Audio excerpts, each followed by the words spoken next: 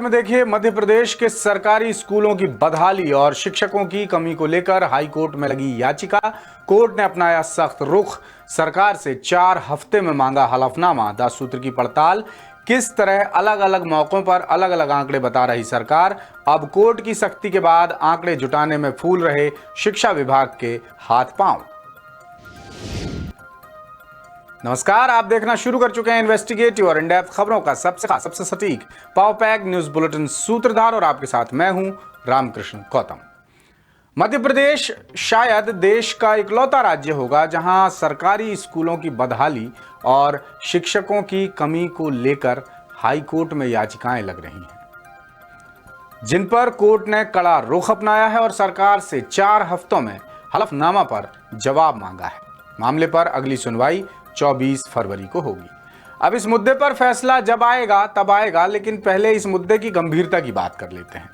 यह मसला इसलिए भी गंभीर है क्योंकि अब तक सरकार अलग अलग मौकों पर स्कूलों की बदहाली और शिक्षकों की कमी पर अलग अलग आंकड़े बता रही है। लिहाजा मामला कोर्ट पहुंचा और कोर्ट ने दिखाई सख्ती, जिसके बाद असल आंकड़े जुटाने में शिक्षा विभाग के हाथ पांव फूल रहे हैं। इसी बहाने 10 सूत्र ने पड़ताल की, जिसमें कई चौंकाने वाले तथ्य सामने आए हैं। देखिए भोपाल से हमारे ब्यूरो चीफ संजय शर्मा की ये खास रिपोर्ट।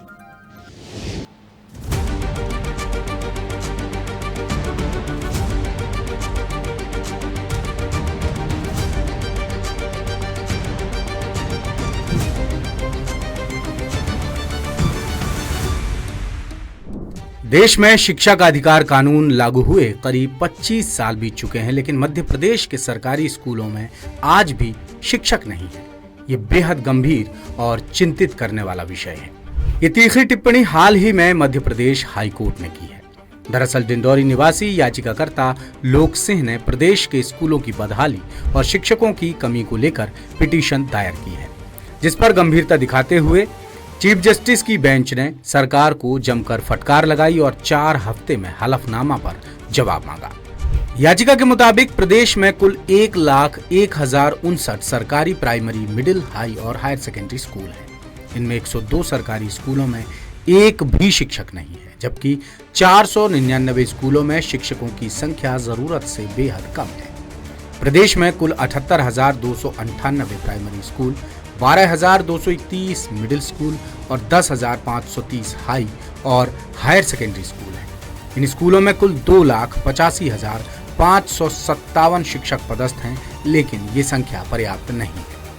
प्राइमरी स्कूलों में 21,000 से ज्यादा, मिडिल स्कूलों में 10,000 से ज्यादा और हाई और हायर सेकेंडरी स्कूलों में 12,000 से ज्यादा, यानी कुल मिलाकर 43,000 से ज्यादा शिक्षकों के पद खाली हैं। याचिका में जबलपुर जिले के उन 54 सरकारी स्कूलों का भी जिक्र किया गया है जो शिक्षकों की कमी के कारण बंद होने की कगार पर आ गए हैं, जबकि खेल शिक्षा के मामले में स्थिति और भी खराब है। 92,000 स्कूलों में से सिर्फ 700 स्कूलों में नियमित खेल शिक्षक उपलब्ध हैं, जिसे लेकर शिक्षक भर्ती के चयनित वेटिंग उम्मीदवार गंभीर सवाल उठा रहे हैं। उनका कहना है कि प्रदेश के सरकारी स्कूलों की बदहाली और शिक्षकों की कमी से सरकार बखूबी वाकिफ है, लेकिन उस हिसाब से भर्तियां न करने से सरकार की नीति और नीयत पर सवाल उठने लाजिमी है। उम्मीदवारों ने मांग रखी कि सरकार शिक्षक भर्ती के चयनित वेटिंग अभ्यर्थियों को नियुक्ति देकर ये समस्या दूर कर सकती है। न्यायालय ने अभी शिक्षा विभाग को फटकार लगाई है, सरकार को फटकार लगाई है कि आप एक शिक्षक के भरोसे कितने स्कूल चलाएंगे, और कई स्कूलों में तो शिक्षक ही नहीं है, वो बंद होने के कगार में है। ये किसकी गलती है? ये सरकार की गलती है। लाखों पद यहाँ पे रिक्त पड़े हुए हैं। आज आप दावा करते हैं कि हमने 70,000, 80,000 अतिथि शिक्षक को रखा। आखिर आपको क्या तकलीफ है कि आप योग्य शिक्षक क्यों नहीं रख रहे, सुनिश्चित क्यों नहीं कर रहे हैं? आपने 2-2 परीक्षाएं ली हैं, हमारे शिक्षकों को वेटिंग पे रखा है। इधर याचिकाकर्ता के वकीलों ने सुनवाई के दौरान कोर्ट को छात्रों के भविष्य के संकट के बारे में बताया, जिससे सरकारी शिक्षा व्यवस्था पर जनता का भरोसा लगातार डगमगा रहा है। कुछ सरकारी आंकड़ों और यूडाइस रिपोर्ट के मुताबिक प्रदेश में 8,533 स्कूल सिर्फ एक शिक्षक के सहारे चल रहे हैं, जबकि 21,193 मिडिल स्कूलों में 20 से भी कम छात्र हैं।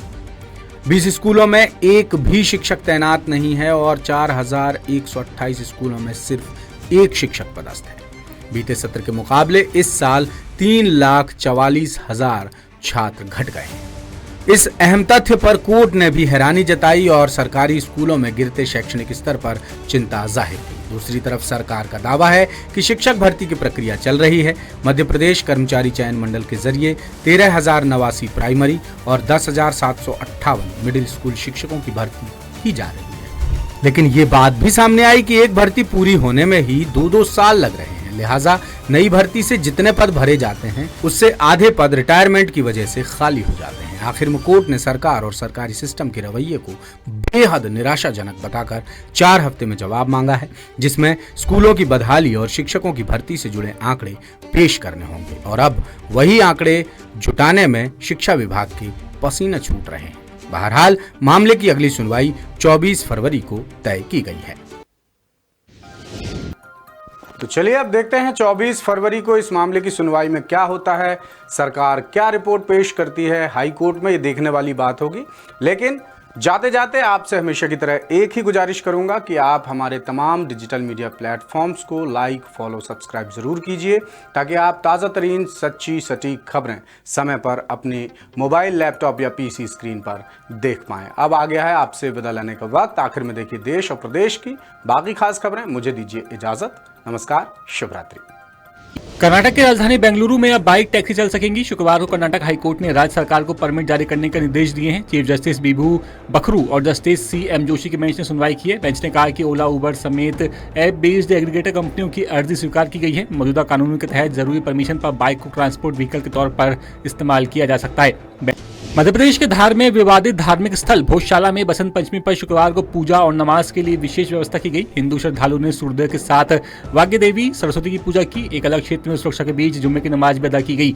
आमतौर पर बसंत पंचमी पर पूजा और जुम्मे के दिन नमाज की अनुमति रहती है, लेकिन दोनों जब एक दिन पढ़ते हैं तो तनाव की स्थिति रहती है। भोजशाला कैंपस और धार शहर में स्थानीय पुलिस के साथ CRPF और रैपिड एक्शन फोर्स के 8,000 से ज्यादा जवान तैनात हैं। CCTV, ड्रोन और AI तकनीक से निगरानी की जा रही है।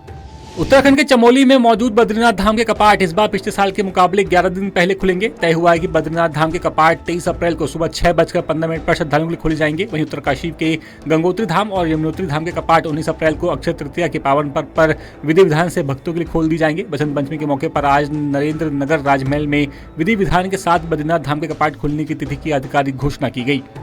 उत्तर भारत में वेस्टर्न डिस्टर्बेंस एक्टिव होने से मौसम बदल गया है। राजस्थान, उत्तर प्रदेश, पंजाब, हरियाणा, चंडीगढ़ और दिल्ली में देर रात से बारिश हो रही है।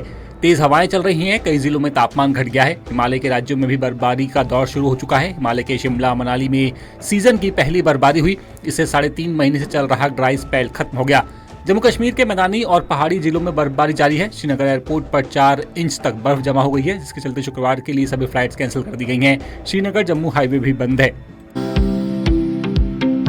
इन्वेस्टिगेटिव और इन डेप्थ खबरें देखने के लिए ज्वाइन कीजिए द सूत्र का व्हाट्सएप चैनल, सब्सक्राइब कीजिए YouTube चैनल, लाइक कीजिए Facebook पेज और पढ़ते रहिए www.daसूत्र.com।